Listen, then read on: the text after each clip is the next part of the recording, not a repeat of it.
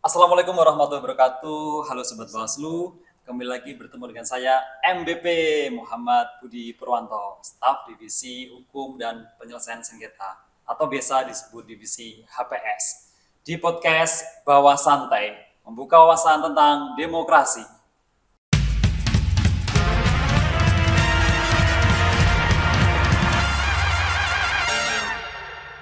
Buat sahabat Bawaslu, bagi yang baru gabung, Bawah Santai ini adalah ruang ngobrol santai dengan Bawaslu Kabupaten Semarang yang membahas mengenai demokrasi, penanganan pelanggaran, penyelesaian sengketa, partisipasi masyarakat yang kita kemas dengan santai tapi tetap berisi.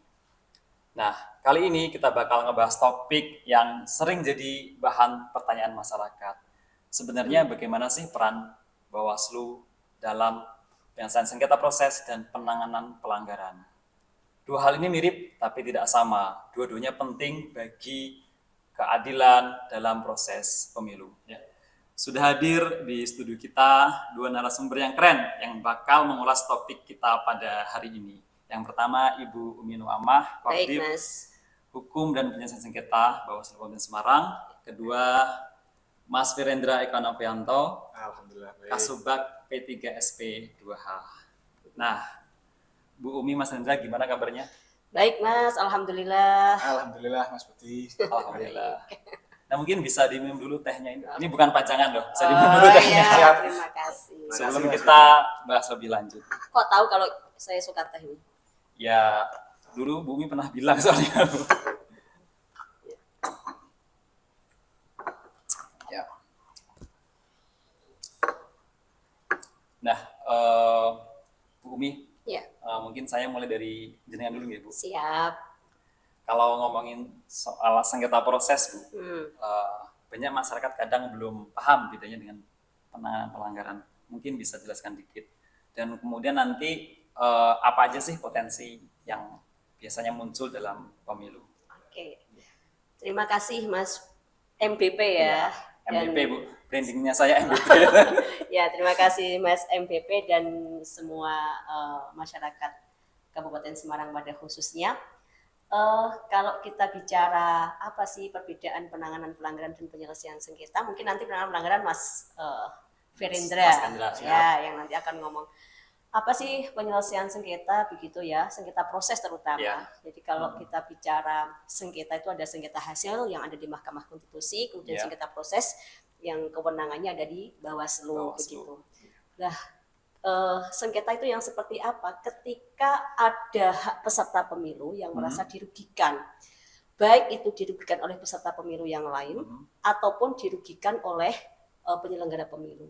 Yang dirugikan oleh peserta pemilu yang lain itu namanya penyelesaian sengketa antar peserta pemilu, sedangkan sengketa atau hak peserta pemilu yang dirugikan oleh penyelenggara pemilu itu sengketa antara peserta pemilu dengan penyelenggara pemilu. Jadi ada dua jenis ya Bu? Iya. Antar peserta dengan penyelenggara. Betul. Ya. Itu kalau kita bicara sengketa proses. Nah tadi kira-kira di potensi itu muncul di tahapan apa begitu? Kalau sengketa antar peserta itu memang kebanyakan ketika pada saat tahapan kampanye, Mas. Kampanye. Ya. Kampanye itu yang paling paling sering atau berpotensi terjadinya sengketa antar peserta karena saat itu kampanye kan menyampaikan visi misi program. Nah di situ bisa jadi ada gesekan-gesekan dengan peserta pemilu yang lain begitu. Sedangkan kalau kita bicara sengketa antar peserta dengan penyelenggara itu paling banyak potensinya adalah pada saat pencalonan. Kalau kita lihat ada beberapa daerah yang sampai hari ini pada pilkada kemarin belum selesai, itu salah satunya karena pada saat pencalonan itu ada persoalan yang kemudian belum selesai. Itu. Oke, jadi potensinya itu yang paling banyak ada di dua tahapan tadi. Dari sekian tahapan yang ada di pemilu ataupun pilkada itu, yang paling berpotensi atau paling sering terjadi itu pada saat pencalonan itu untuk sengketa antara peserta dengan penyelenggara dan pada saat kampanye itu sengketa antara peserta dengan peserta atau antar peserta pemilu. Dari 2019 mungkin Bu sampai sekarang gitu ya. Mungkin Bawaslu Kabupaten Semarang itu potensi yang pernah mau muncul ataupun yang sudah pernah dilakukan penyelesaian sengketa itu apa? Iya Mas, Kabupaten Semarang itu sejak pemilu 2019, kemudian Pilkada 2020, pemilu dan Pilkada 2024. Ini hanya ada satu Mas, penyelesaian Wih, sengketa. luar biasa. Penyelesaian sengketa itu pun ada di sengketa antar peserta pemilu, antar peserta pemilihan begitu ya. Karena kemarin terjadi di Pilkada ya, sehingga sebutannya adalah sengketa antar peserta pemilihan. Berarti pencegahannya efektif Bu ya? Bisa jadi karena pencegahan yang efektif atau mungkin karena memang baik peserta pemilu itu belum memahami bahwa mereka punya hak untuk mengajukan permohonan sengketa ke Bawaslu. Ya. Begitu. Padahal Mas, ini saya tambahkan sedikit boleh ya? Boleh Bu. Kalau sengketa yang terjadi di sejak 2019 dan sampai dengan 2024 itu hanya ada satu, sebetulnya ada beberapa sejarah kalau kita bisa lihat yang terjadi di Kabupaten Semarang begitu. Tahun 2004 ya, pasca reformasi itu pernah juga terjadi sengketa antar peserta. Artinya bahwa kewenangan Panwaslu ya saat itu, karena belum ada Bawaslu, karena belum belum permanen, itu ternyata diberi kewenangan dalam menyelesaikan sengketa. Itu pernah terjadi karena ada peserta pemilu, pasangan peserta pemilu itu yang tidak diloloskan atau tidak ditetapkan oleh KPU, sehingga mengajukan permohonan ke Panwaslu pada 2005 bukan 2004, karena 2004 itu kan pemilu 2005 itu pilkada begitu. Kemudian pada tahun 2014 ini pernah terjadi juga sengketa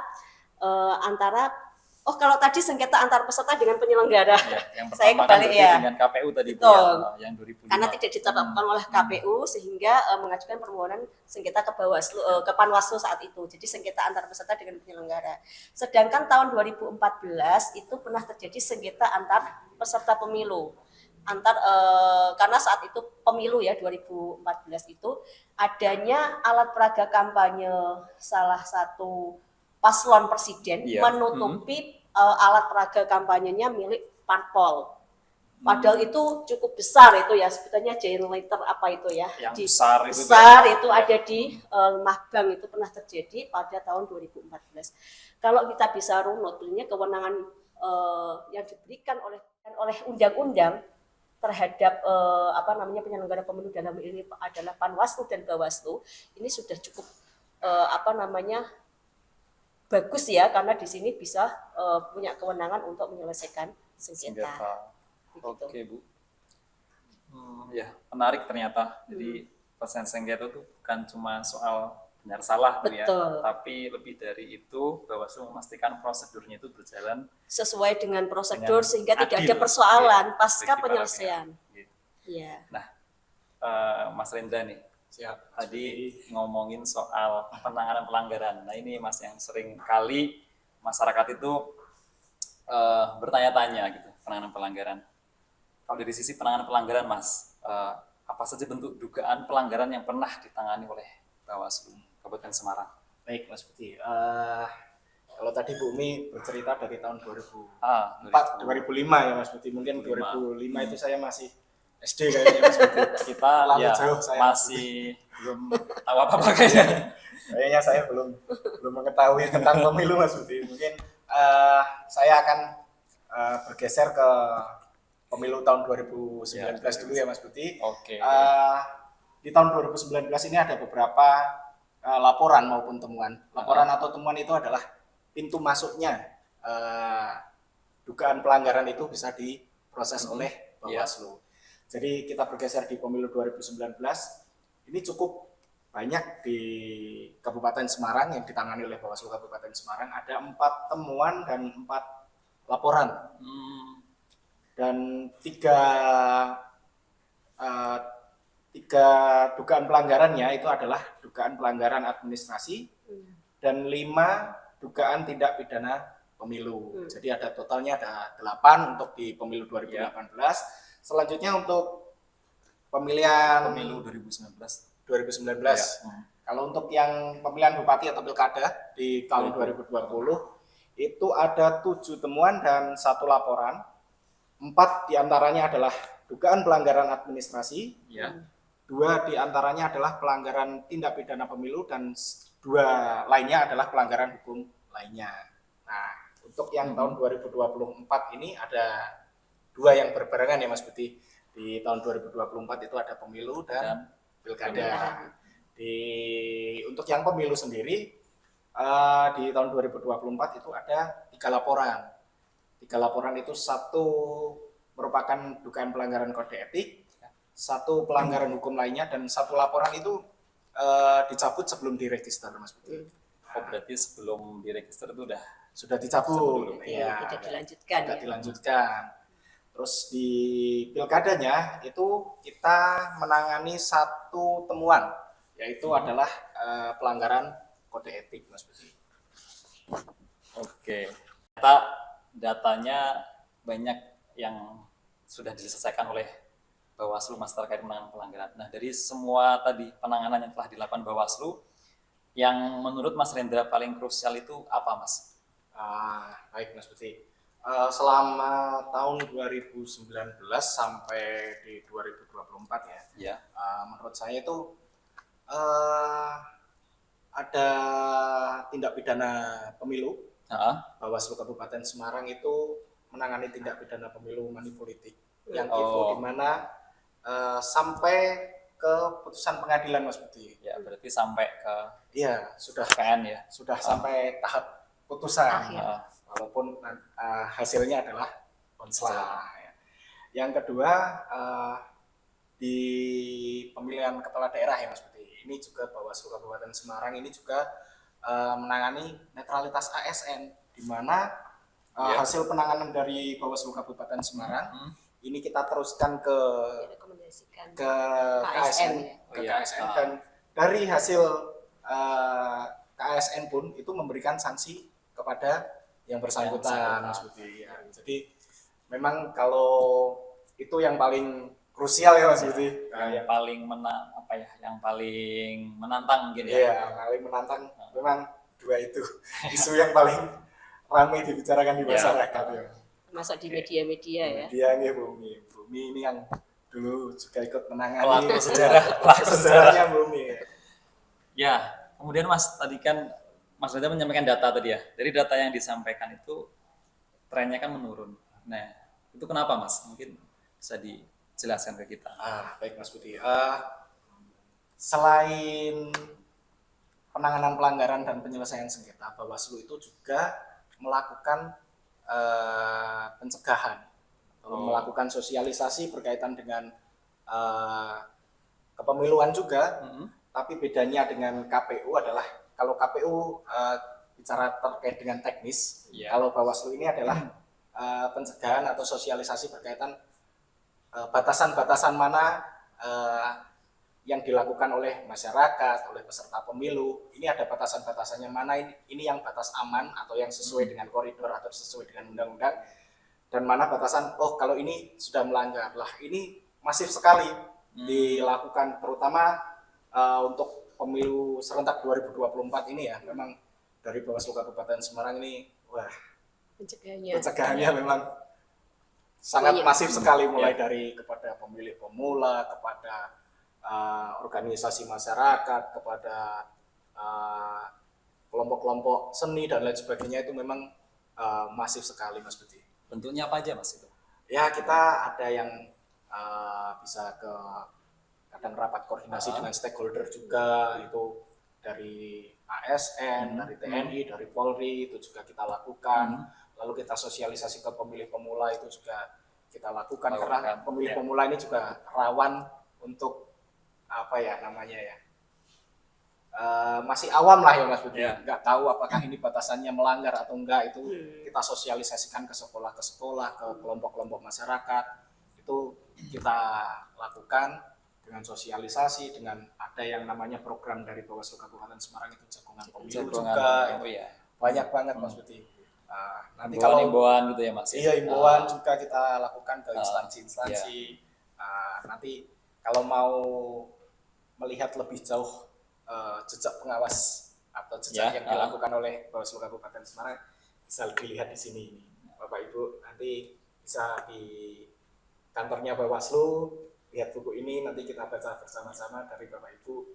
Atau kayaknya ini juga sudah kita sampaikan ke Perpusda juga ya Mas Budi ya? Nah, Ini sudah ada di Perpusda, nanti bisa Perpusda dibaca ada bagaimana di- kiprah Bawaslu dalam mengawal demokrasi di Kabupaten Semarang. Sejak 2004 ini. Sejak 2004 sampai 2023 ini. Next berarti yang 2024 kita bikin Mas Budi. bikin lagi. Tapi baru setahun, berapa tahun? Setahun kok ya. Iya. Gitu Mas Budi. Nanti diperbaharui bukunya. Edisi revisi. Revisi.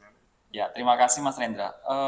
Bu Umi, tadi kan Ibu kan menyampaikan ada satu nih penyelesaian sengketa yang dilakukan oleh Bawaslu. Nah, tadi PSAP ya? Iya, PSAP sengketa itu antar tentang peserta. itu gimana Bu? PSAP Bu? Iya. Sebelum ke situ Mas, tadi kan saya menyampaikan sejak 2019 sampai 2024 Kabupaten Semarang itu hanya menangani sengketa antar peserta pemilu, antar peserta pemilihan. Jadi ada yang namanya sengketa antara peserta pemilu dengan penyelenggara pemilu dalam hal ini KPU. Yang tadi saya sampaikan potensinya ada di tahapan pencalonan begitu. Kemudian ada sengketa antar peserta pemilu yang potensinya ada di tahapan kampanye. Baik itu pemilu ataupun pilkada. Kenapa sih di Kabupaten Semarang kok sengketanya cukup sedikit begitu ya? Sama sebetulnya tadi yang disampaikan oleh Mas Renda, ada beberapa pencegahan yang kita lakukan. Dalam tahapan-tahapan krusial tadi, misalnya pencalonan, kita benar-benar mengawasi betul terkait dengan pencalonan. Potensi-potensi yang kira-kira itu nanti bisa menyebabkan atau terjadinya sengketa, itu kita minimalisir dengan penguatan pengawasan.